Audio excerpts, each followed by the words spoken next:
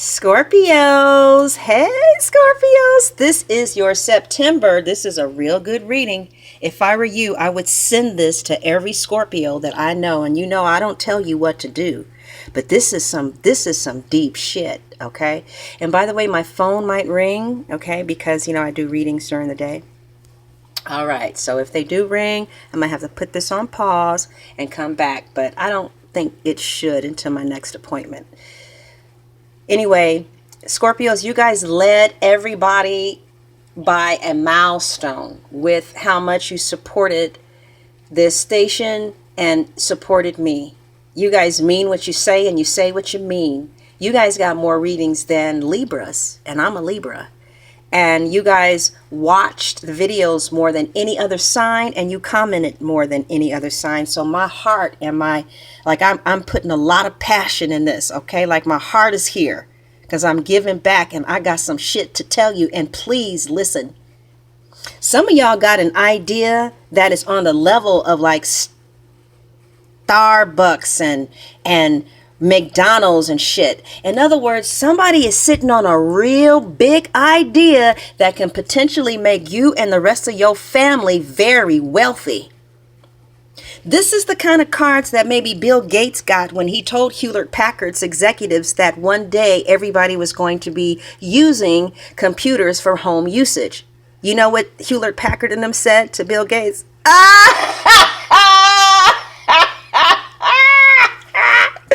Oh, God, this man is a nut. Yeah, they laughed at him. This is the kind of cards that perhaps Tim Patterson, the father of DOS, got when he created the first operating system. Bill Gates had nothing. Everything belonged to other people who did not believe in their inventions, who did not believe in their ideas, and sold their inventions for crumbs.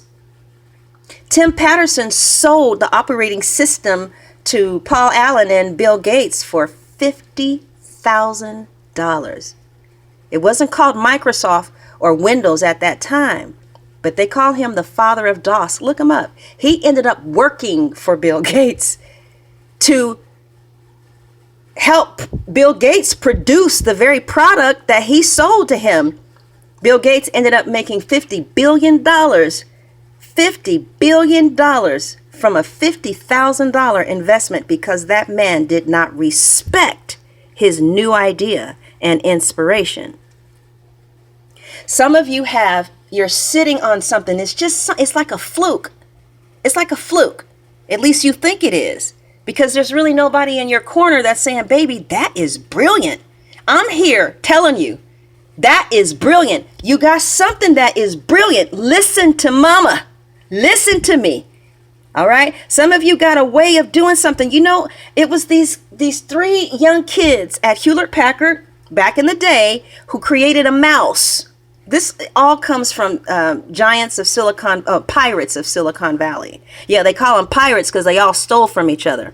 All right.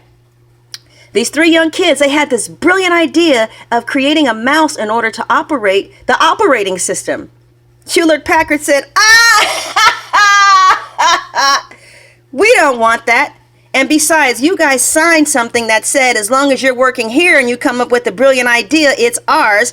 And Steve Jobs is here to learn something about this mouse. And we want you to tell him the ins, the outs, how it's created, how it works. And we're going to give it to him.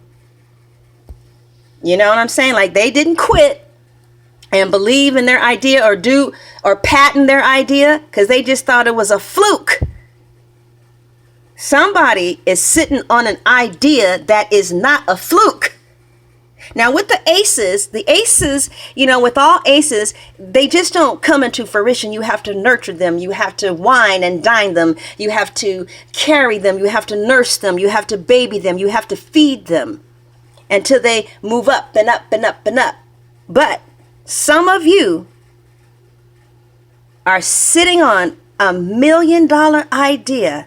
When Ray Kroc first saw the first McDonald's in Arizona, he had a brilliant idea. He said, franchise. Nobody had ever franchised hamburger joints. before then. And the McDonald's brothers said, franchise. Ah! Who's laughing now? So you got an idea that somebody may laugh at, but it's brilliant. Somebody. You might do something. You just may have that $1 million idea. You just think, yeah, well, maybe we need a recovery program for, I don't know, a recovery. Maybe you got an idea to break alcoholism. I have no idea. But some of you can see through that Scorpio vision that something can really make a lot of money. And the cards even call it a promising business venture. Important documents or important. Wow. Even the cards are saying, no, this shit is important. You own to something. You own to something. It was an idea that Ray Kroc had to turn the McDonald's food chains into a real estate company. Yeah, not a hamburger joint. Somebody saw him begging for money at the bank and went up to him and said, you know what your problem is? The reason why you're not making money hand over fist with these different food chains or with McDonald's all over the world or all over the country at that time, it's because you think that you're in the hamburger business, but you're not. You're in the real estate business. So buy the land underneath, make the terms impossible for them to purchase a franchise without them leasing on the land that you own underneath, and they have to pay you a monthly fee plus this, that, and that. And then with the money that he had accumulated from the land, he stole McDonald's from the brothers. It's just an idea. Somebody has an idea. Now, I know you guys are so tired. You're like, okay, let's go to the next point. No, we gonna stay on this point. Because it's like spirit won't even let me get off. I'm trying to go to the next point. It's like, no, I need for y'all to know that somebody is sitting on a brilliant ass idea. It could be for your company. Maybe you want to have a drive-through crab restaurant. I don't know. Maybe you want to invent something that's just weird. It hasn't been out there before, but it has. Somebody, one of you Scorpios, okay, are walking around here, and you're going to be a motherfucking walking legend if you don't put it down. See? We can't do that. That's why I'm trying to emphasize, don't do that. Don't do that. One half of you is going to put it down. The other half of you is going to see it through. It looks like a Libra may come in to help. Some of you may get help from an earth sign. Go talk to people that you know. I mean, even if you don't know very many people, just talk to the smartest person that you know to ask, how do you take this idea that I have and turn it into this? Because you really, honestly, truthfully may be onto something. And yeah, it may be too much to carry, but then you have to find out, okay, how do I lessen this load? Who helps me with this? Now, who helps me with that? They say that we're only separated by 6 degrees. By the 6th person, as 6 people. How do I turn a medical idea for dentistry, whatever, into a multi-million-dollar idea? Like, what would be step 1? By the time you ask the sixth person, see, I got to take this call. It's a psychic call. I'll be back. Now, Scorpios, if you guys want a personal reading, you can contact me at LibraWoman77@Yahoo, or there should be a number in the description box. But this right here, this Queen of Fire, and my phone may ring again, all right? But this Queen of Fire, I work as a professional reader at some of the really top lines. Okay. This woman right here, the Queen of Fire, this bitch makes it happen. There's no top diva in the cards.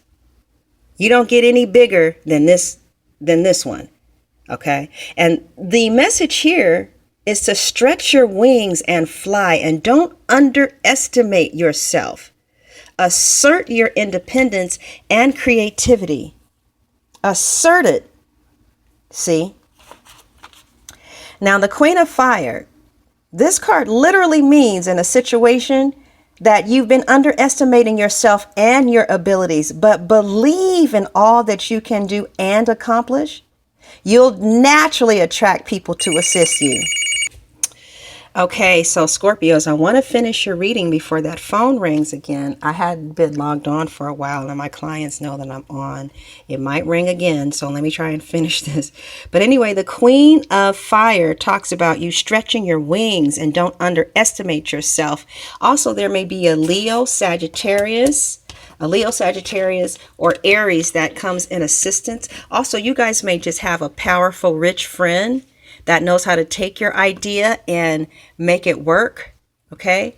And your final card for the month of September is the Knight of Swords. And the Knight of Swords talks about, events going with great speed and taking time to carefully review your options. Okay. So you guys probably need to get into some research mode. And I know it's going to be a little overwhelming, but you guys, somebody is going to come in and be of assistance. This may happen so fast that you don't even know what I'm talking about. And then the final card is the Knight of Air. And the Knight of Air means events in your life is going to go into high speed. Your plans can now be implemented. And that if you go forward, you're going to see a great deal of activity. I see intellect and creativity rule the day. I see you adopting non-traditional viewpoints. And they're saying, however, take the time to consider your choices carefully. And I see two people coming in. And one is an extremely intelligent person who has the ability to act fast and to think even faster. I see a genuine go-getter who is unstoppable in his support of this idea that you have. Somebody is really going to ride the wave with you on this idea. So I just see this person can sometimes be a little tactless. I see a knight in shiny armor coming to help you. So if you'd like a reading to do some more extensive research in this, contact me at librawoman77@yahoo.com. Or look into the description box and call that number that you see on the screen or in the box, okay? Thank you all so much, Scorpios. I hope I got through to you. I feel like that there has been progress made. All right, God bless.